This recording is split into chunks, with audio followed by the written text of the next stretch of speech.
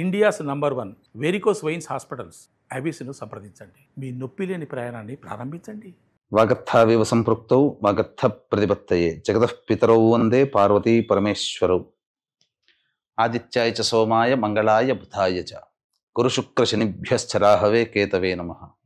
శృంగేరి జగద్గురు పీఠాధిపతులకి, కంచి పీఠాధిపతులకి నమస్కారములు తెలియజేసుకుంటూ కార్యక్రమాన్ని ప్రారంభిద్దాం. వీక్షించేటువంటి ప్రేక్షకులకి ఒక ముఖ్య గమనిక. అనేక మంది తమ యొక్క ప్రశ్నలని కామెంట్స్ రూపంలో తెలియజేశారు. కొంతమంది మెసేజ్ రూపంలో కూడా పంపించడం జరిగింది. అందులో ప్రధానంగా గమనించింది ఏంటంటే, ఎలాగో జన్మించిన నక్షత్రము, ఆ నక్షత్రాన్ని బట్టి ఒక రాశి ఉంటుంది, ఆ రాశి ప్రకారము మేము చూసుకోగలుగుతున్నాం. కానీ మా పెద్దలు వాళ్ళకి డేట్ ఆఫ్ బర్త్ అనేటువంటిది తెలుసు, కానీ అలాగే ఏ సంవత్సరంలో పుట్టారో తెలియదు. మరి అటువంటి వాళ్ళు కూడా చూసుకోవాలంటే ఎలా అనేటువంటి ఒక ప్రశ్నని తీసుకురావడం జరిగింది. కాబట్టి వీళ్ళందరినీ కూడా దృష్టిలో పెట్టుకొని ఇప్పుడు ఏ నక్షత్రము ఏ రాశి వాళ్ళైతే జన్మిస్తారో ఆ రాశి మరియు ఒక మంత్లో ఒక డేట్ నుంచి ఇంకొక డేట్ మధ్యలో పుట్టినటువంటి వాళ్ళు ఒక రాశికి చెందిన వాళ్ళుగా మనకు తెలియచేయడం జరుగుతుంది శాస్త్ర ప్రకారము. కాబట్టి ఈ యొక్క గణాంకాలని దృష్టిలో పెట్టుకొని మనం వినూత్నంగా రాశితో పాటుగా ఒక నెలలో పుట్టినటువంటి వాళ్ళకి, అనగా ఉదాహరణకి ఉజ్జాయింపుగా ఏ రాశికి చెందుతారో ఆ రాశి వాళ్ళని మనం క్రోడీకరించుకొని ఈ యొక్క నూతన విధానంగా మనం తెలియచేయడం జరుగుతుంది. ఒకవేళ రాశికి సంబంధం లేకపోయినా మీరు జన్మించిన జన్మ తేదీ మరియు జన్మ నెల ఏదైతే ఉంటుందో జన్మ మాసమును బట్టి మీరు ఒక రాశికి చెందుతారు. ఆ రాశిది ఆ ఫలితాలు కూడా మీకు కూడా ఉపయోగంగా ఉంటాయని చెప్పి తెలియచేయవచ్చు. అలాగే ప్రస్తుతం గమనించుకున్నట్లయితే ఈ యొక్క ద్వాదశ రాశుల వారికి సంబంధించినటువంటి శుభ అశుభ ఫలితాలు అనేటువంటివి మీకు క్లుప్తంగా తెలియచేయడానికి ప్రయత్నం చేస్తాను. 16 ఆగస్టు నుంచి 31 ఆగస్టు వరకు కుంభరాశిలో జన్మించినటువంటి వారికి, అనగా కుంభరాశిలో అంటే ధనిష్ట 3, 4 పాదాలు, శతభిషం 1, 2, 3, 4 పాదాలు, పూర్వాభాద్ర 1, 2, 3 పాదాలలో జన్మించినటువంటి వాళ్ళు కుంభరాశికి వర్తిస్తారు. అలాగే ఫిబ్రవరి డేట్స్ ప్రకారం చూసుకుంటే ఫిబ్రవరి 16 నుంచి మార్చి 11వ తేదీల్లో పుట్టినటువంటి వాళ్ళు కూడా ఈ కుంభరాశికి జన్మించిన వాళ్ళుగా పరిగణిస్తారు జ్యోతిష్య ప్రకారం. కాబట్టి ఫిబ్రవరి 16 నుంచి మార్చి 11 మధ్యలో పుట్టిన వాళ్ళైనా మరియు ధనిష్ట శతభిషం పూర్వభాద్ర 1, 2, 3 పాదాల్లో వరకు పుట్టినటువంటి వాళ్ళైనా కుంభరాశిలో జన్మించినటువంటి వాళ్ళుగా పరిగణిస్తారు. కాబట్టి 16 ఆగస్టు నుంచి 31 ఆగస్టు వరకు ఈ రాశిలో జన్మించినటువంటి వారికి ఏ విధంగా ఉండబోతుందో తెలుసుకునే ప్రయత్నం చేద్దాం. సంపూర్ణముగా గురువు యొక్క అనుగ్రహం ఉండడం వల్ల అనుకున్నటువంటి పనులను సజావుగా పూర్తి చేసుకుంటారు. సంతానం యొక్క అభివృద్ధిని చూసి ఆనందపడతారు. అలాగే ముఖ్యంగా కోర్టు ఇతరత్ర వ్యవహారాల్లో విజయాన్ని సాధిస్తారు. విద్యార్థులకి మంచి సమయంగా చెప్పవచ్చు. అలాగే శుక్రగ్రహ సంచారం కూడా అనుకూలంగా ఉండడం వల్ల కోల్పోయిన ప్రేమని తిరిగి పొందుతారు. అంటే దంపతుల మధ్య విభేదాలు ఉన్నా అవి మళ్ళీ తిరిగి కలుసుకునే అవకాశము గోచరమవుతుంది. అన్ని విధాలుగా ఆనందదాయకంగా ఉంటుంది ఈ యొక్క శుక్రగ్రహ సంచారము ప్రభావంలో 20వ తారీఖు వరకు. 21వ తారీఖు నుంచి జాగ్రత్తలు పాటించండి. మీ దాంపత్యంలో సరిగమలు ఉండి అవి మళ్ళీ కొంత ఇబ్బందికరంగా మారే అవకాశం ఉంటుంది. కావున జీవిత భాగస్వామితో కానీ ఎవరితో కలిసి పనిచేస్తున్నా ముఖ్యంగా స్త్రీలతో వాగ్వివాదాలు పెట్టుకోకుండా ఉంటే చాలు అని చెప్పవచ్చు. అలాగే మీ యొక్క ఇంట్లో పేరు ప్రతిష్టలకి, డాంబికానికి, గృహోపకరణాలకి విలువైన వస్తువులు కొనుగోలు చేయడం ద్వారా ఖర్చు అధికంగా అవుతుంది ఈ శుక్రగ్రహ సంచారం. అయితే బుధుడు యొక్క ప్రభావం అనుకూలంగా ఉండడం, గురువు అనుకూలము ధనకారకుడు, బుధుడు వ్యాపారకారకుడు, ఇవన్నీ అనుకూలంగా ఉన్నటువంటి కారణం చేత ప్రధానంగా ఖర్చులు ఎన్ని ఉన్నప్పటికీ కూడాను ఖర్చులకి తగ్గేదేలే అన్నట్టుగా ఆదాయం కూడా చాలా బాగుంటుంది. ఇంక ఏం సంబంధం లేదు, ఆ మంచి పెట్టుబడులు పెట్టినా మంచి మీకు రాబడే అనేటువంటిది వస్తుంది. ఇక రవి కేతు యొక్క సంచార ప్రభావం మీకు ఈ సంబంధించినటువంటి విషయాల్లో, అనగా ముఖ్యంగా ఉద్యోగ విషయంలో కొంత అభద్రతా భావం అనేటువంటిది ఉంటుంది. ఉన్నత అధికారులు మీ మీద కమాండింగ్ చేసే అవకాశం ఉంటుంది. ఎప్పుడూ లేనటువంటిది మీ యొక్క పనితీరుని ఇన్స్పెక్షన్ చేసే అవకాశాలు ఎక్కువగా గోచరమవుతున్నాయి. వృత్తి వ్యాపారాల్లో ఉన్నటువంటి వాళ్ళు ప్రభుత్వపరమైనటువంటి విధంగా పన్నులకి చెల్లించాల్సినటువంటి పరిస్థితి గోచరమవుతుంది. ఇక కుజగ్రహ సంచారం అనుకూలంగా లేని కారణం చేత సోదర సోదరీమణులతో విభేదాలు అధికంగా ఉంటాయి. అలాగే స్నేహితులతో మాట పెరిగే అవకాశం ఉంటుంది. అనవసరమైనటువంటి తగాదాలు ఎక్కువగా అవుతాయని చెప్పవచ్చు.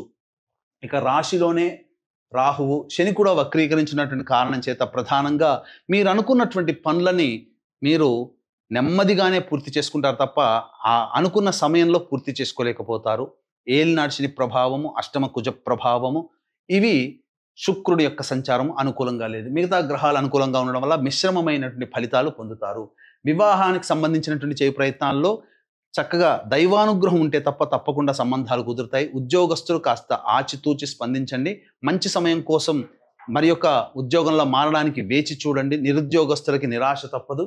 అలాగే విద్యార్థులకి మంచి ఉన్నత విద్యా అవకాశాలు పెరుగుతాయి.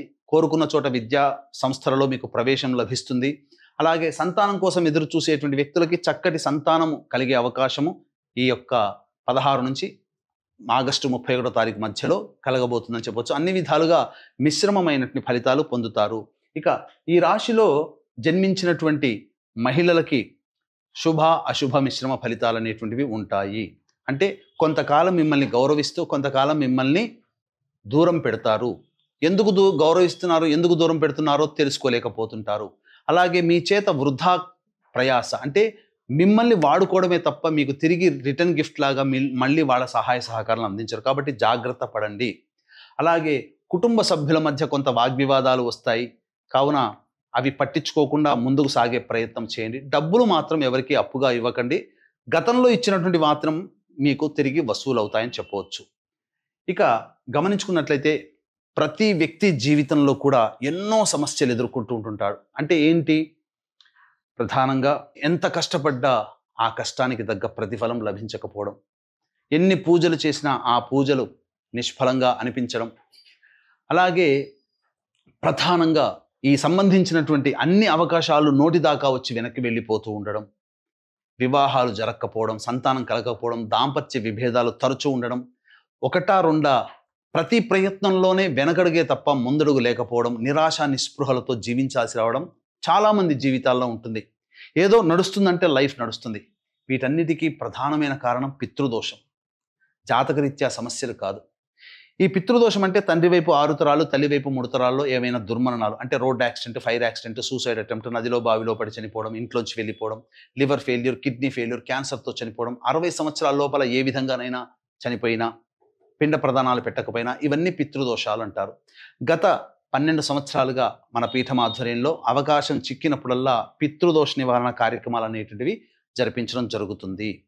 కాబట్టి ఇట్టి పితృదోష నివారణకి ఈ శ్రావణ మాసం చతుర్దశి అమావాస్య కలిసినటువంటి అద్భుతమైన రోజు ఆశ్లేష నక్షత్రం కూడా ఉంది. 22వ తారీఖు రోజున మన పీఠం ఆధ్వర్యంలో పితృదోష నివారణ కార్యక్రమాలు జరిపించడం జరుగుతుంది. 20వ తారీఖు లోపల మీరు గోత్రనామాదులు నమోదు చేసుకోవచ్చు. అలాగే 21న బయలుదేరి 22న కార్యక్రమం చేసుకొని 23 మళ్ళీ హైదరాబాద్కి వస్తాం. కాబట్టి అవకాశం ఉన్న వాళ్ళు కార్యక్రమ తదనంతరం కాంటాక్ట్ చేసి పూర్తి వివరాలు తెలుసుకోవచ్చు. ఇక రోజువారీ కార్యక్రమాలలో భాగంగా 16వ తారీఖు రోజున అనుకున్నటువంటి పనులన్నీ కూడా సజావుగా పూర్తి చేసుకుంటారు. ఇతరుల సహాయ సహకారాలతో మీ పనులన్నీ పూర్తి అవుతాయని చెప్పవచ్చు. రాబడి బాగుంటుంది. ధనపరమైన సమస్యలు తీర్చుకుంటారు. ఇక 17, 18, 19, 20 ఈ తేదీలలో వాహనాన్ని నడిపేటప్పుడు జాగ్రత్తలు పాటించాలి. తల్లిగారి ఆరోగ్యం పట్ల శ్రద్ధ వహించాలి. అలాగే గృహ మరమ్మతులు, వాహన మరమ్మతులకి ఖర్చులు అధికంగా ఉంటాయి. మరియు విలువైన వస్తువుల ఆభరణాలు కొనుగోలు చేయడం ద్వారా ఖర్చులు పెరుగుతాయని చెప్పవచ్చు.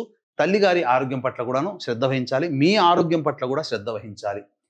ఇక 21, 22, 23, 24, 25 ఈ తేదీలలో అనుకున్న విధంగా పనులను పూర్తి చేసుకోగలుగుతారు. ధనపరమైన సమస్యలను తీర్చుకుంటారు. రాని బాకీలు వసూలవుతాయి. విందులు వినోదాలు కుటుంబ సభ్యులతో ఆనందంగా పంచుకుంటారని చెప్పవచ్చు. సుఖమైన జీవితాన్ని పొందుతారు. ఇక 26, 27, 28, 29, 30 ఈ తేదీలలో మానసికమైన ఆందోళన అధికంగా ఉంటుంది. ఖర్చులు అధికంగా ఉంటాయి. ఏ పని చేయాలన్న ఆసక్తి ఉండదు.